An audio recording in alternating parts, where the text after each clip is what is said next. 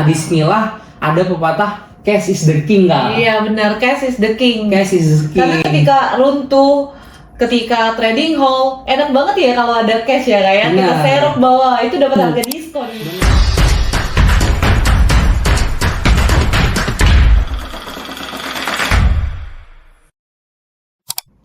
Halo Sobat Cuan, selamat datang kembali di Podsnow Podcast Talknow.id bersama saya Dinda Resi Angira. Ramadan selalu identik dengan refleksi, bulan di mana kita belajar tentang kesabaran, pengendalian diri, dan tetap tenang di tengah ujian. Menariknya, Ramadan tahun ini hadir di saat pasar keuangan Indonesia juga sedang mengalami ujian besar nih. Nah, dalam beberapa waktu terakhir, kita melihat adanya tekanan yang cukup dalam pada indeks harga saham gabungan atau IHSG. Sentimen global itu datang bertubi-tubi, mulai dari review indeks oleh MSCI, pandangan downgrade dari Goldman Sachs, hingga outlook negatif dari Moody's Rating. Pasar bergejolak, kepanikan pun muncul. Dan investor ini kembali diuji, bukan hanya secara finansial, tetapi juga secara mental dan emosional. Namun, seperti halnya Ramadan, pasar selalu menyimpan dua sisi, ada ujian dan peluang. Nah, di tengah tekanan, seringkali justru lahir momentum dan valuasi yang menjadi menarik untuk kita cermati. Hari ini kita akan membahas secara runtut apa yang sebenarnya terjadi pada IHSG, seberapa besar dampak sentimen global pada pasar domestik, dan yang paling penting, peluang apa yang bisa kita maksimalkan di Ramadan kali ini. Untuk membedahnya lebih dalam, sudah bersama saya seorang analis pasar modal, Kak Arjunsa Yuansa. Halo Kak Arjun. Halo Kak Dinda. Terima kasih sudah hadir di podcast hari ini nih Kak. Terima kasih nih Kak, udah datang lagi nih ke sini. Iya. Seru nih Kak. Kita udah gabung lagi ya di bulan Ramadan ya Kak ya kali ini. Oke, teman-teman tadi udah kita sapa sedikit Kak Arjun. Jadi kita balik lagi ke poin apa yang ingin kita bahas dan kita tanya ke Kak Arjun nih.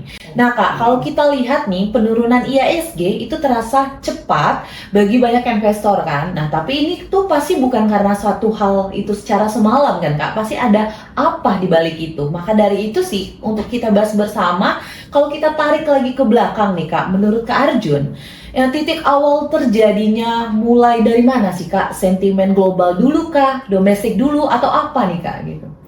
Oke, terima kasih Kak Dinda. Jadi benar sekali ya teman-teman, memang di akhir Januari dan di awal Februari ini, yang mana juga bertepatan di momen Ramadan ini, terjadi volatilitas yang cukup tinggi. Nah, kenapa terkait market kita gitu, terkait IHSG kita? Nah, ini berasal atau berasal dari efek berantai dari sentimen atau peristiwa global. Jadi ada domino efek nih Kak. Nah, dimulainya itu pada tanggal 28 Januari 2026 ketika MSCI itu memberi pengumuman atau announcement terkait view atau struktur pasar modal Indonesia, yang mana ini poin khususnya itu MSCI bertanya how about transparansi ya, transparansinya terkait free float saham yang ada di emiten-emiten di Indonesia nih Kak. Karena memang announcement MSCI ini nggak datang langsung tanggal 28 Januari langsung ditetapkan, enggak. Tetapi memang dari tahun lalu 2025 di pertengahan akhir sekitar Oktober September ini MSCI itu udah mengirimkan surat ke regulator kita, ke bursa. Akan tetapi belum ada respon yang positif dari regulator kita. Jadi emang udah dari sebelumnya udah mulai diancang-ancang diinformasiin ya? Iya benar Kak. Akan tetapi nampaknya bursa tidak menanggapi dengan cukup serius ya untuk pertengahan tahun 2025. Nah, kemarin di 28 Januari itulah puncaknya, yang mana kan harusnya Februari itu terjadi yang namanya rebalancing MSCI ya. Saham-saham yang dari small ke global, terus yang mau masuk ke MSCI juga. Akan tetapi itu ditiadakan karena adanya announcement di 28 Januari kemarin ini, yang mana poin yang paling dikhususkan adalah transparansi terkait free float saham yang beredar di emiten di pasar modal Indonesia. Nah, itu yang pertama Kak. Terus setelahnya disusul nih tanggal 29 Januari ini juga salah satu fund besar ya dan bank besar juga itu Goldman Sachs, yang mana dia mendowngrade saham Indonesia menjadi underweight. Yang mana si Goldman Sachs ini ibaratnya kayak dia ngasih saran ke investor global supaya dia mengurangi alokasi dana ke Indonesia nih. Karena dia acuannya tadi berawal dari yang MSCI di hari sebelumnya. Nah, oleh karena itu di IHSG kita tanggal 28 itu terjadi yang namanya trading halt juga, Kak. Disusul 29.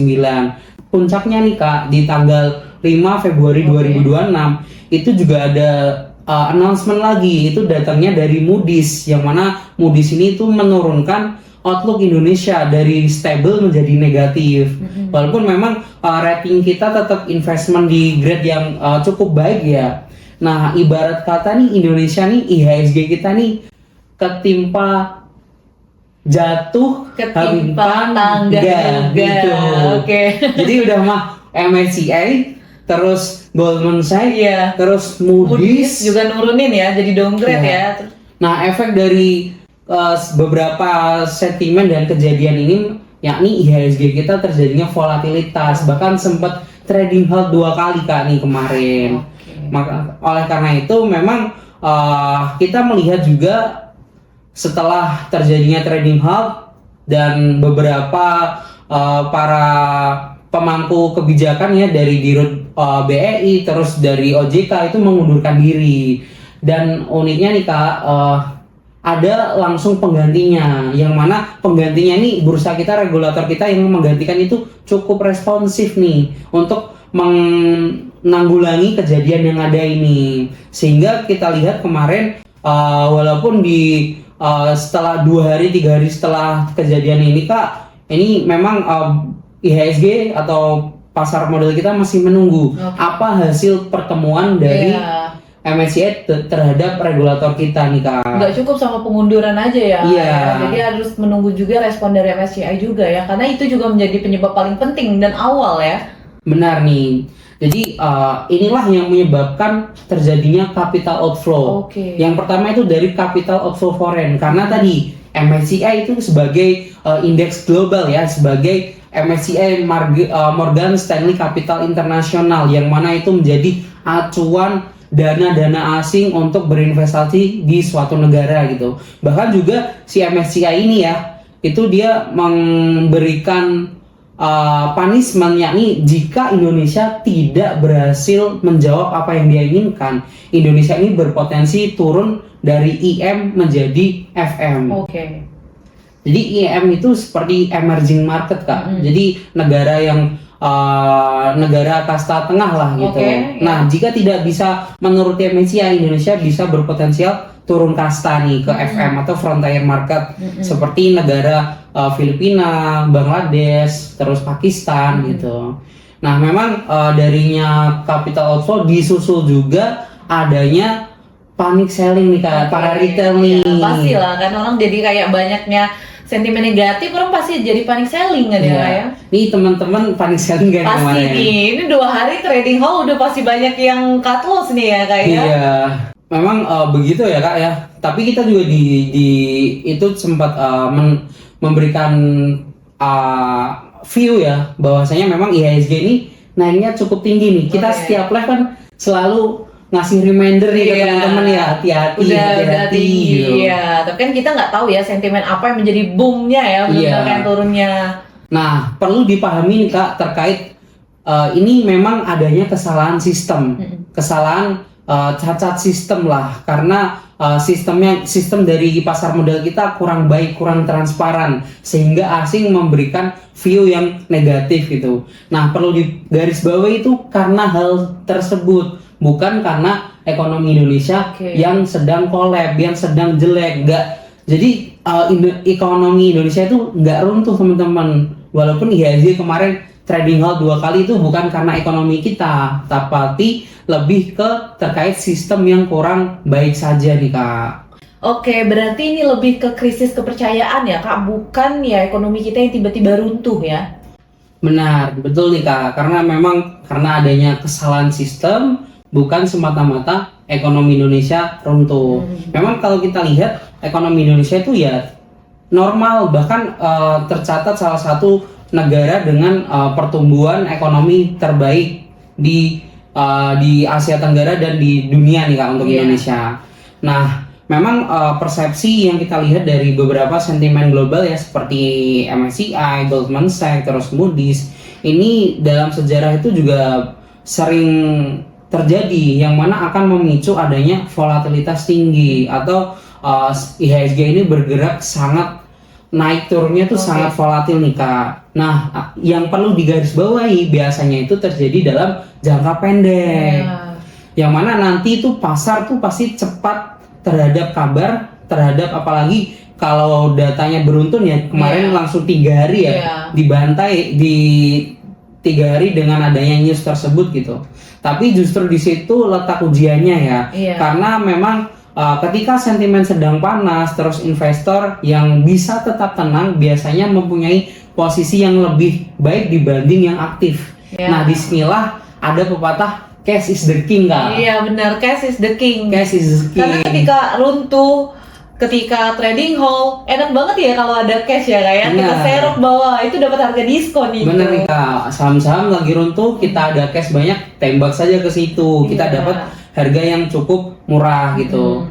Nah juga kalau kita kaitkan ya dengan momentum Ramadan ini, yang mana kita juga harus merefleksikan diri ya, yang menarik di tengah ketidakpastian yang dituntut untuk lebih sabar, terus lebih disiplin dan juga tidak mudah terbawa emosi. Nah, inilah pentingnya dari trading plan nih, yang mana kita exit pakai teknikal, keluar juga pakai teknikal, bukan masuk pakai teknikal, keluar pakai fundamental. Nah, iya benar itu Kak.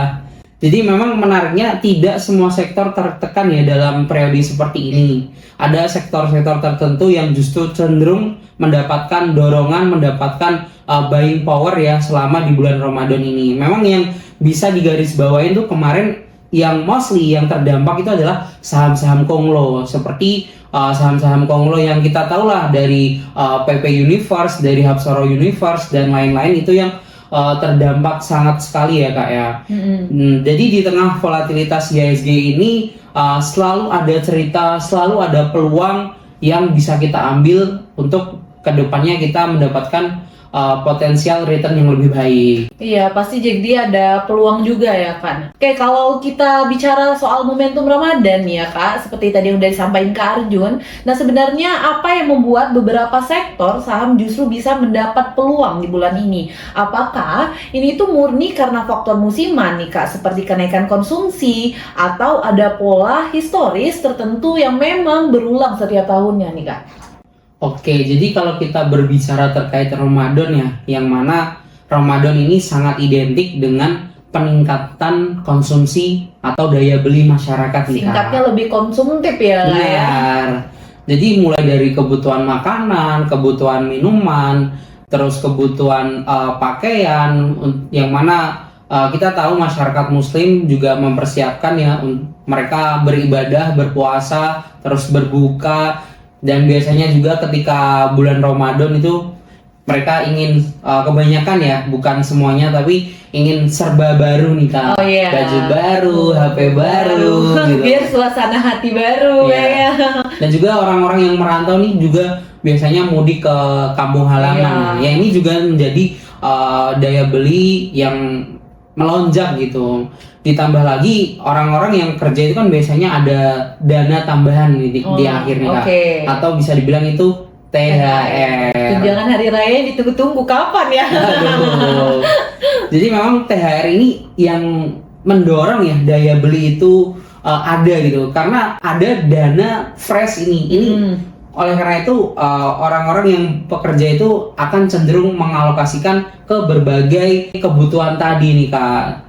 Nah, karena konsumsi naik, tentu beberapa saham juga emiten itu akan mendapatkan dorongan atau mendapatkan dampak yang positif nih teman-teman. Jadi walaupun di sebelumnya terjadi volatilitas terkait IHSG, namun di momentum Ramadan ini sering kali kita mencari atau menciptakan peluang rotasi sektor nih Kak.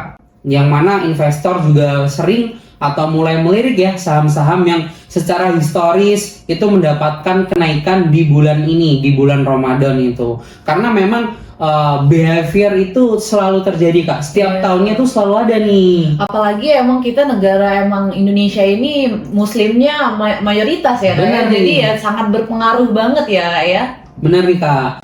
Ya itu juga yang sebagai katalis atau poin utama ya, yang mana Indonesia sebagai muslim terbesar ya. Nah di sini artinya meskipun indeks kita ya IHSG itu sempat bergejolak, tetapi masih ada peluang nih yang bisa kita manfaatkan dengan strategi yang tetap dan tetap disiplin. Oke, itu tadi kan udah disampaikan ya Kak ya. Di sini berarti ada beberapa sektor yang menarik. Nah, kira-kira dari sektor yang menarik itu ada sektor apa aja nih Kak? Siapa tahu nanti THR kita bisa kita alokasikan ke sana kan. Oke, menarik. Jadi memang kalau kita berbicara ya terkait event tahunan ini ya, momentum musiman ini, memang dengan adanya konsumsi yang meningkat tadi, beberapa emiten atau perusahaan di bursa itu juga mendapatkan dampak yang powerful, dampak yang positif itu. Nah, yang pertama itu datangnya ya kita bisa melihat dari sektor consumer good atau konsumsi ini Kak, yang mana kita tahu nih orang-orang berpuasa, terus permintaan terhadap makanan, minuman, serta kebutuhan pokok itu meningkat secara signifikan. Nah, biasanya emiten yang terkait itu seperti ada Indofood Sukses Makmur atau INDF, terus ada Indofood CBP atau ICBP yang suka mie instan ya. Terus ada Mayora atau kode sahamnya dengan MYOR. Nah, beberapa saham tadi yang mana dengan adanya tingkat konsumsi yang meningkat ini sangat diuntungkan. Itu yang pertama teman-teman. Terus yang kedua tuh juga datang dari sektor poultry atau unggas, ayam-ayaman nih Kak. Biasanya siap-siap nih ya, kalau nggak menu untuk buka puasa, untuk sahur, nanti buat lebaran ini menjadi pasti makin naik lagi ya Kak ya? Ya benar nih, jadi demand terkait permintaan ayam ini cukup tinggi ya. Sangat meningkat di bulan Ramadan khususnya ini, karena memang kalau kita datang ya ke masjid-masjid besar itu kan juga menyediakan buka puasa, terus biasanya ya simpelnya ya dia menyediakan ayam gitu. Yang memang semua orang makan ya, itu yang hal basic yang pasti dimakan gitu. Nah ada nih ada beberapa emiten yang di poultry ya atau di unggas ini, teman-teman bisa dilihat itu ada sarung popan itu atau cepin, terus ada JPFA ya atau JPFA ya kodenya, terus ada lainnya tuh ada WMUU ya yang kecilnya ya itu yang masih bisa ditradingkan ya. Yang mana ini akan menjadi dampak positif itu. Nah, melihat dari selain dari bulan Ramadan ini, poultry atau ayam-ayaman ini juga terdampak ya dari program pemerintah kita nih Kak terkait MBG. Jadi memang MBG ini kan salah satu menjadi proyek strategis juga ya untuk nasional. Jadi capital flow dari APBN itu bakalan yang sangat besarnya ke MBG nih. Nah itu yang kedua ya teman-temannya. Yang terus yang ketiga itu ada sektor retail ya, yang mana masyarakat, bahkan saya pribadi nih, saya juga pingin beli nih pakaian baru nih buat dipakai nantinya nih Kak. Ibaratnya setahun itu sekali nggak apa-apa, nanti lebaran baju baru ya. Nih.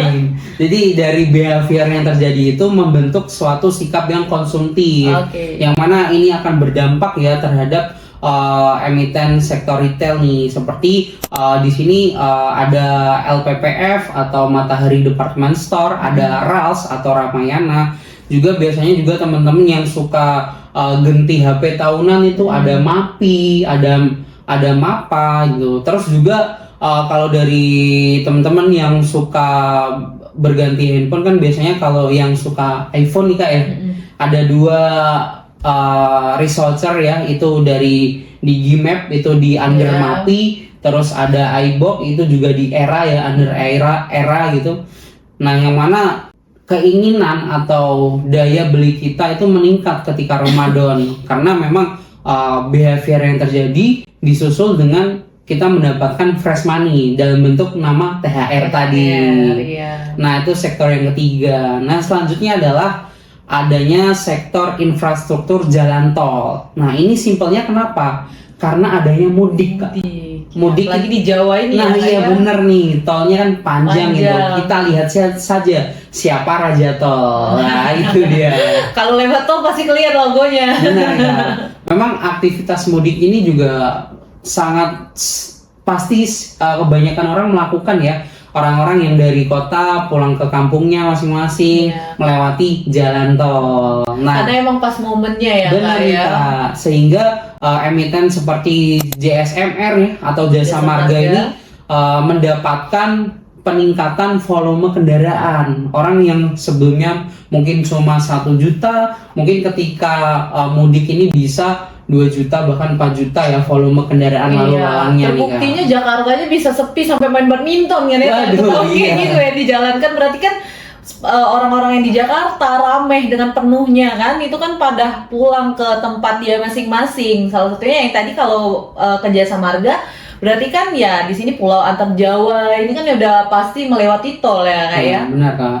Jadi itu ya teman-teman, beberapa sektor yang bisa kita pantau, bisa kita masukkan ke watchlist. Ada sektor consumer good, ada poultry, terus ada retail, dan juga ada infrastruktur penyedia jasa tol.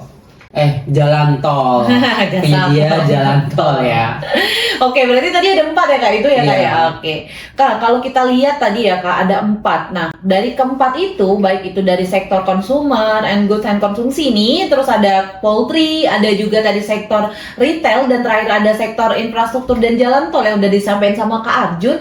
Nah, dari beberapa itu pasti nggak sih Kak naik sahamnya? Karena kalau kita lihat berdasarkan historical dan kalau kita lihat juga dari behavior itu tuh pasti naik. Nah, jadi kalau dari Kak Arjun nih, kira-kira ini tuh pasti naik atau enggak Kak? Oke, jadi memang hal itu memang sering terjadi ya, akan tetapi itu tidak selalu Kak. Ramadan ini kan merupakan event musiman ya, momentum lah, kita ambil momentumnya saja gitu, yang mana tidak atau bukan sebagai jaminan suatu saham yang tadi kita sebutkan itu akan naik gitu. Akan tetapi itu juga bisa men-trigger ya, ada katalis positif dengan secara historis yang mana terjadi peningkatan konsumsi terhadap pendapatan perusahaan ya, kayak orang tadi pada berbondong-bondong lewat tol, orang pada beli baju baru, beli HP baru, konsumsinya naik, yang diuntungkan kan perusahaan. Iya, benar. Nah, ini jadi katalis maupun sentimen positif ya bagi emiten tersebut. Akan tetapi penting bagi para investor untuk tetap fokus nih pada fundamental, bukan hanya terkait momentum saja nih Kak. Iya, jadi gitu ya teman-teman. Jadi pentingnya bagi teman-teman juga fokus pada fundamental dan momentum musiman ini ya bisa membuat teman-teman masukkan ke saham-saham itu dalam watchlistnya teman-teman gitu. Tapi tidak ada yang memastikan bahwa saham itu akan naik ya Kak gitu. Karena kita akan melihat lagi. Oke, baik Sobat Stock Now, dari perbincangan kita kali ini kita bisa menarik 2 benang merah yang sangat penting tentunya. Pertama, apa yang terjadi di indeks harga saham gabungan mengingatkan kita bahwa pasar itu selalu bergerak dalam siklus. Nah, sentimen bisa berubah dengan cepat, tetapi fundamental jangka panjang tetap menjadi kunci utama. Kedua, Ramadan ini mengajarkan kita tentang kesabaran, dan dalam investasi, kesabaran seringkali menjadi pembeda antara investor yang bertahan dan yang bertumbuh. Di tengah volatilitas selalu ada peluang, dan di tengah ketidakpastian selalu ada pelajaran.